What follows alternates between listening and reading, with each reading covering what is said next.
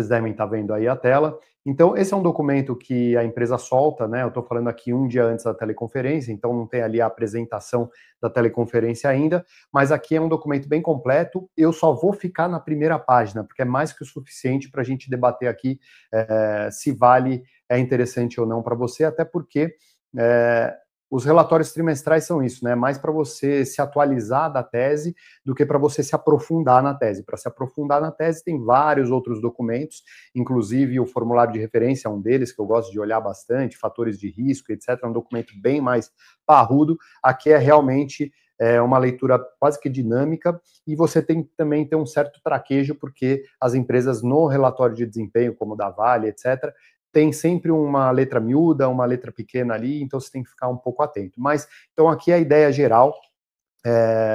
Bom, resumindo, né, pessoal, a parte de receita, tri contra tri, né, o terceiro tri de 2025 contra o terceiro tri de 2024, a Vale superou em 9% o resultado anterior, chegando a 10,4 bilhões de dólares, né, a Vale costuma anunciar seus números em dólares, porque tem muito investidor institucional lá de fora, e na parte de receita dos 9 primeiros meses de 2025 contra o mesmo período de 2024, houve uma queda ali de receita, então isso não foi tão positivo, até aqui em vermelho. Quando a gente vai para o EBITDA pro forma, esse EBITDA pro forma é um dos que eu falo que tem vários numerozinhos aí, várias letras de rodapé ali embaixo, mas basicamente ele exclui ali alguns efeitos relacionados a Brumadinho e alguns itens não recorrentes. Então, ele é um número gerencial, o próprio EBITDA, né, não é considerado uma métrica oficial de contabilidade, é muito mais para você ter uma aproximação da geração de caixa, mas o EBITDA pro forma da empresa ficou 17% acima do terceiro trimestre de 2024 e 2% abaixo dos 9 primeiros meses de 2024 em relação a esses 9 primeiros meses de 2025. Em relação ao resultado do trimestre, né, você vê que a receita cresce 9 e o EBITDA cresce 17. Por que isso? Primeiro, maior volume de extração, isso traz um pouco mais de eficiência para a cadeia, né, porque você dilui ali as despesas, né, os custos eles são variáveis, mas as despesas tem várias delas que acabam sendo diluídas por um volume maior de produção. Ao mesmo tempo, o custo all-in, né, que eles chamam, que é o custo que inclui frete, etc., ele caiu. Então, isso possibilitou, com um aumento de receita de 9%, trazer um EBITDA 17% maior, né? Isso também se refletiu no fluxo de caixa livre. Então, o fluxo de caixa livre do terceiro trimestre de 2024, que tinha sido 512 milhões de dólares, ele veio 1,6 bilhão de dólares, então basicamente 3 vezes o fluxo de caixa livre recorrente do terceiro trimestre de 2024, e quando você olha 9 meses de 2025 contra 9 meses de 2024, houve um crescimento de 4%, tudo isso em dólar, né? Então, aqui você pega bem essa eficiência que a Vale conseguiu trazer para esse trimestre. E isso está bem claro aqui na parte de destaques, né? Então, primeiro, forte desempenho em vendas em todos os segmentos. Então, ela traz aqui que ela teve um volume de venda 5% maior no minério de ferro, né? Então, ele conseguiu vender 4 milhões de toneladas aí, mais 4 milhões de toneladas. Então, isso é bem interessante. Todo o ganho de eficiência na parte de minério de ferro tem bastante efeito no EBITDA para Vale.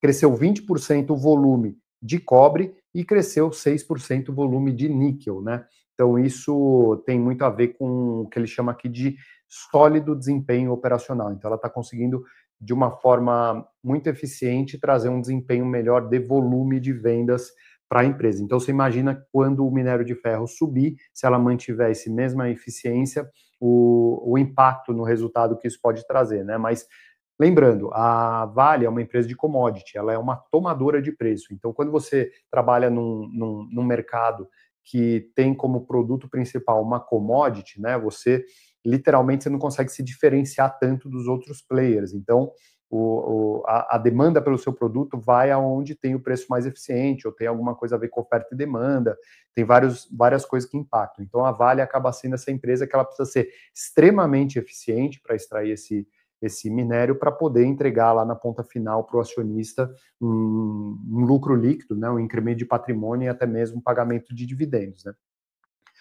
Aí ela fala aqui, o segundo ponto, o preço médio realizado de finos de minério de ferro foi 94 dólares por tonelada, e isso ele fala que supera os preços de referência por conta de uma estratégia de portfólio de produto. O que ela quer dizer com isso?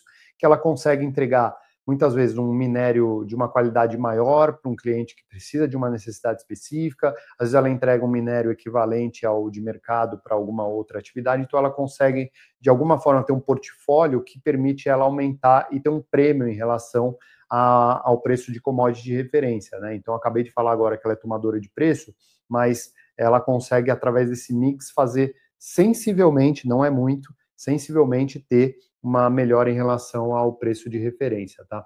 E aí você tem os custos all-in, que eu falei, do minério de ferro caindo 4% ano contra ano, e você também tem um custo all-in do cobre, aí sim, surpreendendo e reduzindo 65% ao ano. Então, inclusive, isso fez com que eles revisassem um guidance de 2025 do custo all-in do cobre, né? Antes eles estavam imaginando aí que o custo seria entre 1.500 e 2.000 dólares por tonelada, eles revisaram isso para a faixa de 1.000 dólares a 1.500 dólares a tonelada. Então, isso foi bem interessante, apesar de que o minério de ferro hoje representa 80%, 85% do resultado da Vale, então esses outros minérios que a gente fala, cobre, níquel e tantos outros, eles são pouco representativos na receita, mas é interessante ver isso tomando corpo dentro da companhia e trazendo uma certa,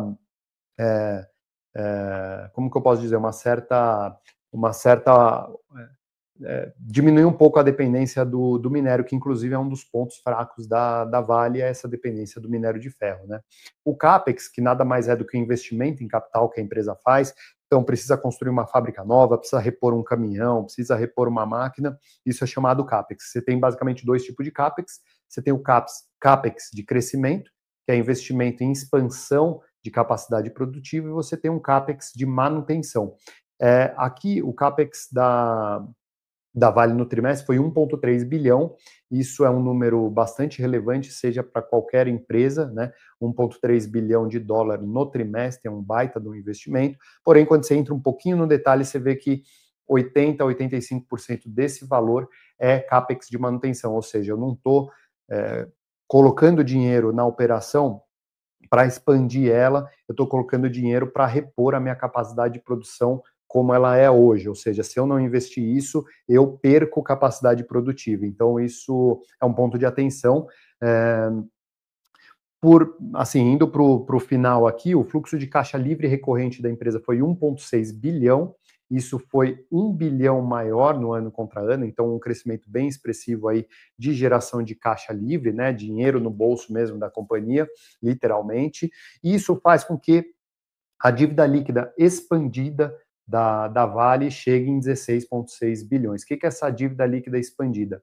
É toda a sua dívida corporativa, mais as obrigações e as provisões que ela faz ali para Brumadinho, aqueles acidentes que ela teve. Então, isso ela considera um passivo, né? um compromisso, e de fato é. E existe uma banda, né, entre 10 e 20 bilhões de dólares, ou seja, quando ela está de 15 para cima, ela é um pouquinho mais conservadora no pagamento de dividendos para os seus acionistas. Quando fica de 15 bilhões de dólares para baixo, ela tem maior capacidade de pagar dividendos. Então, o que vem acontecendo? Ela vem paulatinamente diminuindo isso. Então, quando ela cruzar essa barreira dos 15, é bem possível que a gente veja a Vale pagando dividendos um pouco maiores do que ela veio pagando aí nos últimos 2 anos. Então, isso não depende 100% dela, porque depende dessa geração de caixa, que depende do preço do minério de ferro. Então, se a China dá uma engasgada por lá, a Vale sente na hora isso por aqui. Se a China fala que vai investir por lá, a Vale já sente isso na hora também. Então, basicamente, a demanda da China dita muito a demanda e o preço que a Vale toma no mercado para a sua produção, né? Não é só a China, mas a China contribui bastante para isso. Vale dizer aqui, pessoal, que a companhia ela vem pagando aí por volta de R$ 4,30, R$ 4,50 por ano de dividendos, vai ser isso provavelmente para 2025, e provavelmente vai continuar sendo isso para 2026. Então representa um yield ali entre 8% e 9%, então é um yield interessante. Por outro lado, é um yield de uma empresa que representa um certo risco para o investidor que está começando. Se você é um investidor experiente, que já tem a sua carteira consolidada, já recebe seus dividendos, não há o que se preocupar. É muito legal você ter Vale na tua carteira, porque quando ela surfar uma onda boa, né, ter um minério de ferro lá em cima, uma produção lá em cima, vem muito dividendo, é um caminhão de dividendo. Por outro lado, se ela toma um revés e o minério de ferro de 94 que ela tomou nesse trimestre vai para $80 a tonelada, os dividendos dão uma minguada e você não vai poder contar com esse dividendo na sua aposentadoria, né, e te ajudar nesse fluxo para você comprar mais ações. Então toma cuidado para você ter Vale na tua carteira. Eu falo isso para todo mundo, não é para todo mundo ter Vale. Então, se você se sente confortável com essa volatilidade de comprar R$ 60 a ação, ela cair para 45, você receber, ao invés de R$ 4,50, você receber R$ 2 e não ficar maluco, a Vale é para você. A Vale é realmente um negócio de longo prazo. Ela é uma empresa muito diferenciada, tem capacidade de pagar dividendo, mas muitas vezes um ciclo de 5, 6 anos é um ciclo curto para uma empresa dessa. Então pode ser que você fique ali 5, 6 anos sofrendo, tendo Vale na mão, ou pode ser que você passe 2, 3 anos ali surfando uma onda maravilhosa. Então ela traz um componente de risco para a carteira que não é desprezível, principalmente para quem está começando. Tá bom, pessoal? Um grande abraço e muito obrigado. Até a próxima.